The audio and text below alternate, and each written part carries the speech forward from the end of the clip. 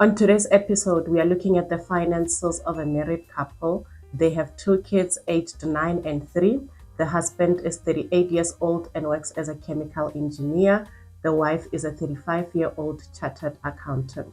They recently bought their dream house, but they say that the payments on the house are more than they expected and they are now considering selling it. If you're new here, hi, welcome. My name is Itumeling. I'm a qualified management accountant. And on this channel, I help ordinary people like you learn how to start saving money, get out of debt, invest, and ultimately build wealth. If that is something you're interested in, please do subscribe and become a part of our growing rich family.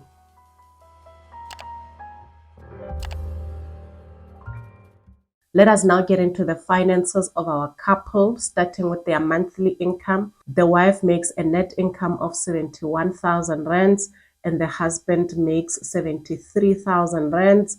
And then they have rental income from the last house that they stayed in, 15,500 rands. So they moved out of this house when they bought their dream home and ultimately moved into their dream home. And they decided to keep the old house and put it up for rental. So that is the rental income there. And then they also have staff quarters in their current house, the dream house, and they are renting that out for 3,500 rands. In total, their monthly income is 163,000 rands. Okay, this is a nice income to have. This is the kind of income, in my opinion, that gets you in the top 1%. So just by the income alone, I was very curious what could be going wrong for the wife to feel like she needed to consult with me. It was just the wife consulting with me. And she said that is because, as the chartered accountant of the family, her husband trusts her with their finances. And she said, I don't think we are bad. I really don't think we are that bad. I'm in charge of all our finances because my husband really trusts me and I believe I'm very good with money. So I just wanted you to have a look and tell me I'm on the right track. It was kind of a demand. She was like, look at it and say you're doing well. We don't do that here. I said, okay, just based on the income alone, I don't think you should be struggling. So let's see. Let's see how the chartered accountant is handling the 163,000 rands. The savings and investments and debt balances are going to give us a pretty good picture. So let us start with the savings and investments. Car settlement savings, 178,678 rands. What is that? She says they want to pay off their car. So they're putting money away in a savings account. And when the money is enough to pay off the car, they'll withdraw the money and then pay towards the car. Okay, if we want to settle the car and we already have this amount of money, why not just withdraw it, put a notice if it's a notice account, and then put it towards the car immediately? Why are we holding on to it? She said, that's just how I prefer it. I prefer for it to just go at once, and the time that we make that lump sum, I want it to be the final payment that we'll make. Okay, but this amount that we are keeping in a savings account could really be helping reduce the car debt over time. And also it's going to reduce the interest that we have to pay. But just keeping this in a savings account and waiting for that sunny day when the amount is enough and then we pay it, for me is not the best option, but fine. She's the chartered accountant. The husband trusts her. So we need to trust her as we go through these things. Remember to trust her. I don't trust her, but you guys can trust her. Car insurance excess saving 1,584 rands. So she is saving for an insurance excess there, and the amount is 1,584 rands. Okay. It it's starting to look very not gorgeous at the moment, but let's continue. Stockpiling savings. She says she's a stockpiler like me. I said, oh, besties. She stockpiles and then she has a stockpiling savings that she's going to use in December to stockpile for the following year. And those savings are currently at 8,500 rands. Not bad. I might start to trust you. And then helper bonus for December, 3,000 rands. She pays her helper a December bonus and she has opened a fund where she's going to save towards that so that in December she can just pay over the bonus to the helper. Nice strategy, good thinking again. But the balance, the amounts that we have here for me are just like, mm, mm, blah. No, not for the amount that we saw, guys, not for the 163,000 that we just looked at. The helper bonus could have easily been maxed out, fully funded for me. The December bonus as well as the December salary for the helper. For me, I'm like, why is it not all that? Why do we have 3,000? Why is our car insurance excess only 1,500 rand? Why is the car not already paid off? Children savings 6,600 rands. This is for 2 kids aged 9 and 3. Emergency fund 10,300 rands. The total savings and investments is 208,662 rands. It must be a prank. It must be a joke. They have no savings. I know a lot of you like to see like amounts like this and say they are not doing bad. I think they are. Okay, these people are not your typical low middle class people. These are high class. This should at least be 2 million, the 200,000 that we are looking at. So I started, raising my voice and I was like, ma'am, where did the money go? What did you do? She said, what do you mean? What do you mean? What did I do? That's what I'm doing. I'm building something here. Okay. As far as are we on the right track? Tell me I'm on the right track. Not yet. Let me continue. Maybe she might be able to convince me. Let us look at the debt balances. The house, the dream house balance is 3,350,000. And then the rental property, this is their last home. The balance is 1,180,000. Their car, the one that they want to pay off, the balance is currently 305,000. Overdraft 115,000. Credit card 150,000. In total, their debt balances are 5,100,000. Okay, the house I understand, recently got our dream house. The rental property I understand, we left our other house and put a tenant in it. The car I understand, we also have, sort of like a plan on how to pay it off. Overdraft credit card, what was happening? She said, okay, when we bought our dream house, we did not budget for transfer costs. So those really took us by surprise and we had to use a credit card as well as an overdraft to cover for transfer costs. What? It's a no. It's a no from me. It's a big no. What do you mean you didn't know you had to pay transfer costs? And if you also look at the balance of their dream house, she says that they didn't put any down deposit towards the house. Naturally, if you don't have transfer costs, you don't have a house deposit. Something is off. Something is awful, but I can't prove it. With that big income, we have those very little savings. Okay, nice strategies, nice funds that show some good thinking, but should be more in savings. Okay, and then we bought our dream house. And then in buying our dream house, we didn't have anything in savings. We did not plan anything, any deposit to put towards the house. We didn't even have transfer costs at our big money income. Why? I know then when they were buying their house, they did not have the rental income, right? But that's just 15,000. Between the two of them, they still made around 140,000. What was happening? Ma'am, she said, no, like, okay, with the overdraft and the credit card, we should have really planned better. We saw our dream house on the market and we didn't want to wait. We were afraid that if we wait any longer, we're going to miss out and someone else is going to buy it. Let them buy it. Let someone else buy it rather than to have an overdraft and a credit card balance this high And even the house balance could have easily been reduced and manageable if we had just waited. Because look at us now, we are 6 months into the house and they are saying this house payments are a nightmare. Of course, they're a nightmare. Now you're going to be paying house payments on a 3 million rent loan, and then you have levies, you have taxes, you have rates, and then you don't stop there. You have the overdraft payment, you have the credit card payment.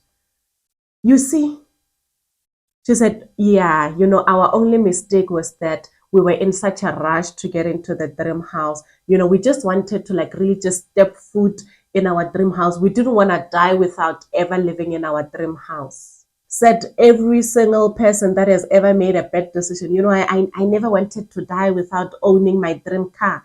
I didn't want to die without being in my dream house. And then now they are saying, okay, the house payments and the overdraft and the credit card and, the levies and the rates and taxes associated with this house is just ridiculous. We are no longer enjoying this dream house. So we are thinking of selling the house and moving back into our rental property. Our rental property cost was so nice. It was manageable. We were able to like really go on holidays, enjoy our money while we were staying there.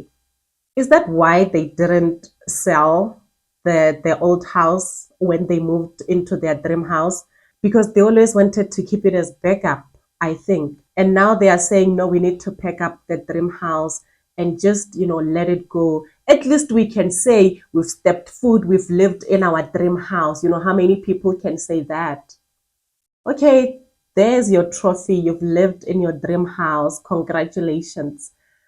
As far as moving back into the rental property, the last house, I don't think that's a great idea as well. As much as they made mistakes, as much as they did rush into this house, zero planning, they just woke up, moved into a 3 million rent house. However, I do think since this is your dream house, you say this is your dream house, you really love this house, it's your forever home. So why not sell the rental property? The rental property, the last house, is not your dream. That's why you moved out of there in the first place. So I would sell the last house, cut my losses, and then be able to just focus on the dream house. Because the rental property, as you can already guess, the rent is not able to cover all the costs associated with this property ownership. So they have to, on top of everything, go on and top up on their last house after they receive the rent. So that will also help with that loss. And that could also be something that is overwhelming their finances. So I would let go of the last house. Yes, we are going to lose out on that rental income, but we are also going to relieve ourselves of all those payments associated with this house. That is not even our dream house. Then we can really enjoy our dream house. And with their income, they should be able to live comfortably, because currently paying for the two houses for them is a bit of a stress. So let go of the one you like least and keep the one that you say is your dream house. It's called your dream house for a reason. So I think if we are going to fight for a house here, let it be the dream house. Because if we pack up and move into our last house, in a few years, we're going to find ourselves in a situation like this again, where we want to buy a dream house. You're already into the dream house. You already went through all that trouble of credit cards and overdrafts. So I would say, let's see the dream house through. Remember, they have a savings pocket where they are saving towards settling the car. But we can see they have an overdraft there, and then they have a credit card. So I said, why are we prioritizing paying off the car over the overdraft and the credit card, considering that the interest rates as well as the charges on those are much higher than on the car loan? And she said, no, I understand that, but the monthly payment on the overdraft and the credit card combined just comes to around 3,000 rands, but the car payment is around 8,000 rands. So my thinking is, if we settle the car first, then we are going to get 8,000 rands back, compared to if we settle the credit card and the overdraft, and then all we have back is 3,000 rands. Okay, I also see that thinking. However, if we settled the credit card and the overdraft, we would really avoid paying a lot extra in interest, unnecessary interest. Just because the monthly payments are low does not mean that the overall lifetime interest of the loan can be justified. But that's just something for her to consider. And even if they were able to pay off the car, It's not a bad thing. Having any sort of loan paid off is always a win in my eyes. Now let us get into their monthly expenses. Their house mortgage is 36,400 rands. That is that dream home. And then the levies on that is 1,980 rands. The property rates are 2,500 rands. And then the rental property mortgage is 16,400 rands. The levies 2,600 rands. And the property rates are 1,200 rands. Remember, they receive a rental income of 15,500 rands. And if you look here, the total cost of that house for them is 20,200 rands. So that means that on top of the rental income that they have to go on and top up with about 4,700 rands. So that is why in the beginning I said, well, in my opinion, if we're going to sell any house, let it be the old house, And then the electricity is 2,700 rands. They say this includes the electricity for the tenant in the staff quarters. And then sewer, 800 rands. Water, 900 rands. School fees for the 9-year-old is 7,200 rands. The 3-year-old is turning 4 next year and is also going to school, and the school fees is going to be 7,200 rands as well. So another thing to consider, that the school fees next year is going to increase by an additional 7,200 rands. Groceries, 6,000 rands, is a bit more for me since she says she stockpiles, but not the worst we've seen, not bad. And then petrol, 3,000 rands. That car payment is 8,000 rands.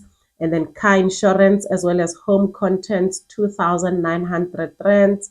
Car tracker, 190 rands. Overdraft repayment, 2,700 rands. Credit card repayment, 800 rands. Parents' groceries, 3,600 rands. She says that these groceries are for both sides of the family, the wife's family as well as the husband's family. Helper salary, 5,500 rands.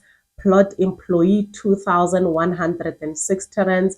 I said, okay, what is a plot employee? She said, well, they have a piece of land back at home in the villages where they would like to build their retirement house one day. So they have someone there. They decided to build a little shack for the person to sleep in and guard the place. I think there are other ways to solve the security issues than to have a full-time security guard sleep on this plot. For how long, we don't know. And 2,000 rands is really a lot of money. Over time, it adds up.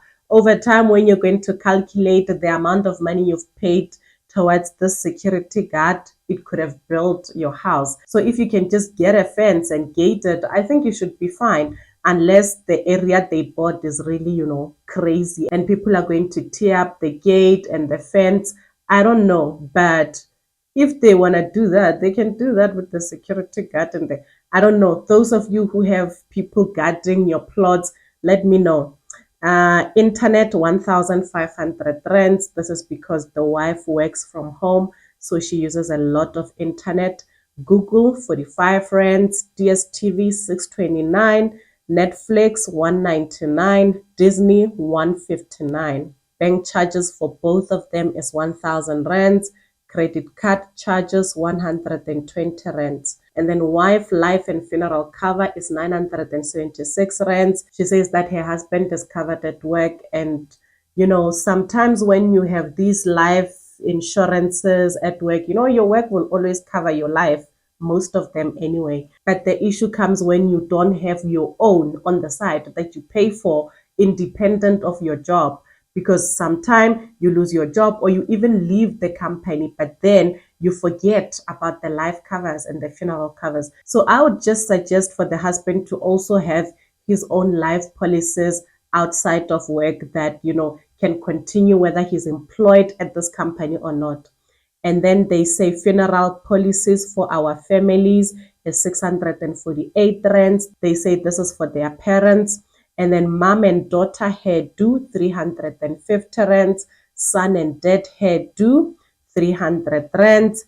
Gardener, 300 rands. She says that the gardener only comes once a month. Medical aid, 8,100 rands. Husband pocket money, 2,000 rands. Wife pocket money, 2,000 rands. Children monthly savings 1,000 rands.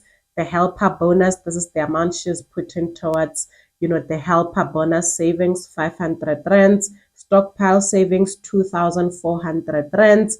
Car insurance excess 1,000 rands. We saw that the balance is around 1,500 rands. So I think she literally started that before she had a consultation with me. So in total, their monthly expenses are 130,756 rands. Whew. That must also be, the longest expenses I've ever read. It's a lot. It's plot employees. It's this. It's this. But all of it very necessary. Not a lot of it is waste. And she said, "Yeah, I'm glad you said that because look at our finances. You will not see any takeouts. You will not see any fun. You will not see any expensive clothes. And look, my husband pocket money is 2,000. My pocket money is 2,000. And even that, we don't really spend it." I said, "Okay, you say that like it's a good thing. I don't think it is. I don't think it's anything to be proud of for her to live like this, for their family to live like this. Mom and daughter hair do 350 rands. Where are you doing your hair?" She says, in those salons where, you have to squeeze in for 12 hours. Why? Why? Your husband and your wife pocket money of 2,000 rands.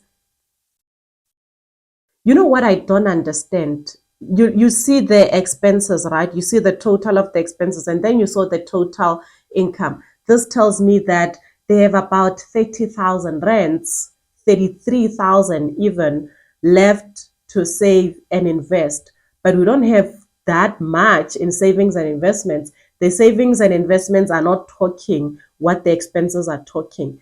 Their life that they live, they live a very conservative life. Not just conservative, they live like they're poor. They're still like in this mentality of, we don't earn enough. The wife was like, once we earn more, if only our salaries can increase. No, you you make a ridiculous amount of money already, 163,000 rands to be going to that salon. No offense to that salon, but this is the kind of woman here that the salon should come to her. House calls, all these, she should not have to suffer. There are people that have to go there, to like build an emergency fund, to do this, live within your means, make sure that you're not doing anything crazy you cannot afford. I don't see why she has to live like this. I don't see why their pocket money has to be 2,000. I don't see why they don't have date nights. I don't see why they don't have a holiday booked. Why are we struggling like this? And another thing that confuses me is that, they live like this, they're struggling, life is tough, but I don't see millions in their savings and investments. Usually people that are like this, that will squeeze themselves into a tiny container to get their hair done, despite this big income. People like this just are rolling in millions, because then that's what the sacrifice is for. So what I don't understand is why are they suffering? And I noticed this during our consultation is she didn't tell me everything. She was holding back. She was holding back some things because there's no way. It does not add up. It does not make sense. I said, okay, whatever is going on that you don't want to tell me is fine. I said that to her. I said, you're not telling me everything. She said, fine. Can we just work on, the fact that we now have 33,000 rands, around 33,000 rands left to save and invest. That 33,000 rands, I'm thinking of taking all of it, putting it towards the car savings so that the car can be fully paid off. And then, now the amount of money that would be left for us to save and invest can increase to 40,000. Then when that amount of money that is left for us is around 40,000, then I will really be serious about, making sure that, my portfolio is those millions that you say we actually should have. Okay, so I see we are still prioritizing the car payment. Not a problem. I wouldn't do it considering how things are currently looking. But remember, you're not going to be left with 40,000 rands after you pay off the car. Remember, school fees for the 4-year-old next year. The 4-year-old next year is going to just spend that 8,000 rands saving on the car. And then we are going to still be left with the amount that we are left with now. She said, oh, yeah, almost forgot. Yeah, that's what I do. I remind you where you forget. So the 33,000 rands, what I would do is, even the amount of money that they put aside saying that is for the car settlement, I would just pause that, abort mission and do something else and only consider paying off the car later. Maybe at least when the savings and investments are at 500,000 rand, then we can pay off the car. For example, what I would do is the car settlement savings, if you compare that to the emergency fund of 10,300 rands, we are living in an expensive house. If something breaks in this house, 10,000 rands might not cut it. We have 2 kids. I would prioritize an emergency fund. Take the car settlement savings and combine it with the emergency fund and just start building an emergency fund until at least you have, 3 months of expenses. And then after that, when you have 3 months of expenses in your emergency fund, I would max out both our TFSAs, both husband and wife.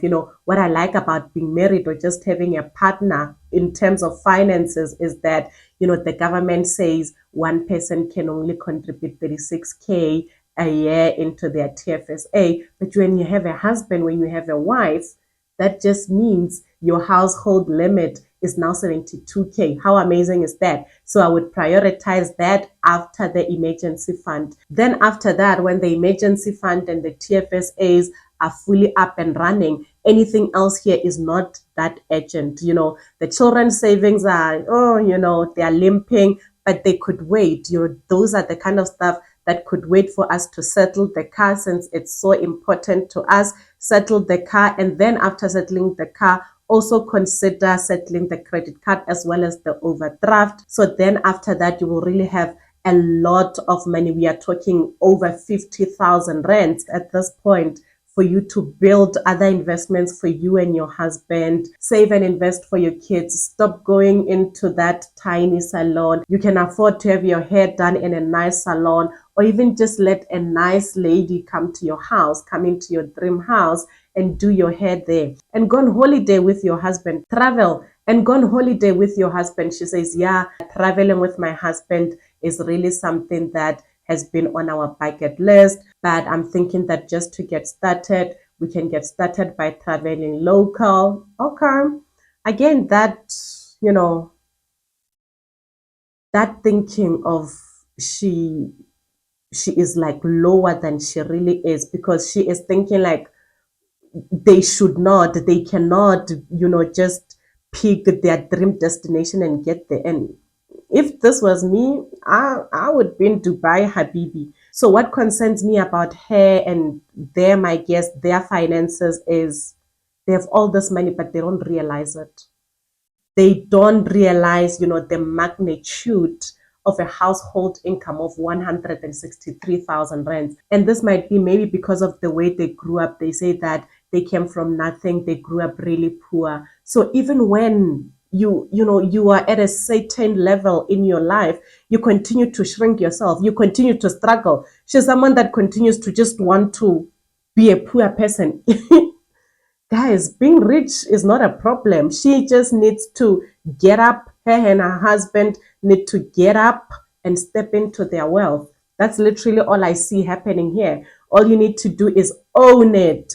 Own that, we are high earners. And if we have a dream, if we want to travel to Dubai, Habibi, if anyone can do it, it's us. If anyone should have 2 million rands just sitting, marinating somewhere, this is them. So yeah, that is my analysis, that is my opinion of what is happening with her. And another thing, she says that her husband trusts her with their finances. I don't think she's doing well. I don't think she's fine handling all the household finances on her own. I think that the engineer husband really needs to step back in and, they make plans together and they set up these budgets together, and both of them can really, see where their money is going and help each other. On her own, I think all this is just too overwhelming for her, and she doesn't want to make a lot of mistakes. So she just, continues to struggle even in the midst of all this money, and the money that she's not able to like really enjoy, really own up, really put into savings, then just disappears into thin air, because you know how it is. If you don't tell it where to go, it will decide where to go on its own. So is she on the right track? No, she needs help. She needs her husband to do their finances together as a team.